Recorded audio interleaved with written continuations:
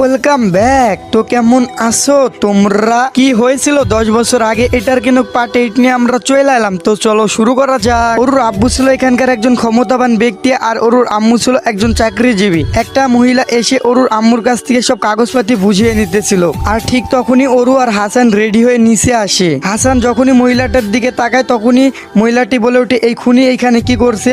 এবার কি আপনার পিছে লাগছে নাকি? আপনারেও মেরে ফেলার ধান্দা করছে নাকি? তখন হাসান বলে, আম্মু তুমি এইখানে? তোরে বলছি না তোর ওই মুখে আমারে মা বলে ডাকবি না, আর তুই আবারও বলতেছিস মা। বিশ্বাস করো আমি বাবাকে হত্যা করিনি। কি করলে তুমি বিশ্বাস করবা? তুই বললেই কি আমি বিশ্বাস করব যে তুই তোর বাবাকে হত্যা করিস না?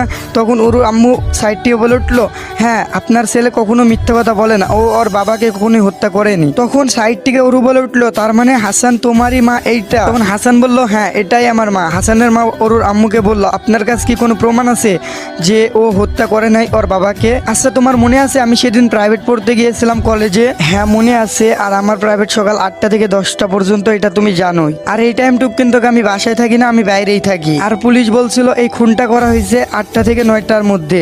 আমি তো সকাল 10টা পর্যন্ত প্রাইভেটেই থাকি। আর আমি প্রাইভেট থেকে এসে বাবার রুমে গিয়ে দেখি বাবার পেটে একটা চাকু ঢুকানো।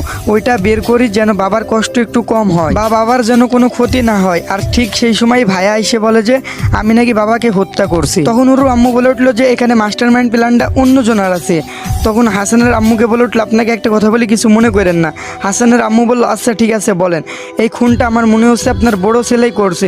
না এটা কখনোই হতে পারে না। ওরু তখন বলল যে তাহলে হাসানও এই খুনটা করতে পারে না, ওর মতো ছেলে কখনোই এই খুন করতে পারে না। তখন হাসানের আম্মু বলে উঠলো, হ্যাঁ ঠিক বলছো, আমার ছেলে খুন করে নাই, কারণ সে তো বাসায় ছিল না, প্রাইভেটে ছিল। হাসান বলল, চলো মা একটা প্ল্যান করি। হ্যাঁ বল, তার আগে বলো তুমি এখানে কি করতে আইছো?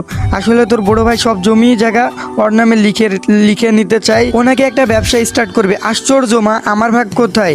ও তোকে নাকি কোনো ভাগ দিবে না? তখন হাসান বলল, আমার বোঝা সারা মা, এইসবের পিছনে কার মাস্টারমাইন্ড প্ল্যান কাজ করতেছে আর কি এইসব করছে। এখন মা আমি একটা বুদ্ধি দিচ্ছি, সবাই শোনো। একটা প্ল্যান করতেছি, এই প্ল্যানে কাজ করবো মা। তখন সবাই মিলে প্ল্যান করে হত্যাকারীকে ধরার জন্য প্ল্যান করে। তারপরে ওর মা বলল প্ল্যান শেষে যে যাও এবার তোমরা ঘুরে আসো, আসার পরে সব কিছু করা যাবে। হাসানের মাও বলল যে যা ঘুরে আয়, কিন্তু হাসান আর ওরু বলল না এখন কোথাও যাব না, আগে সব প্ল্যান শেষ করব তারপরে ঘোরাঘুরি করা যাবে।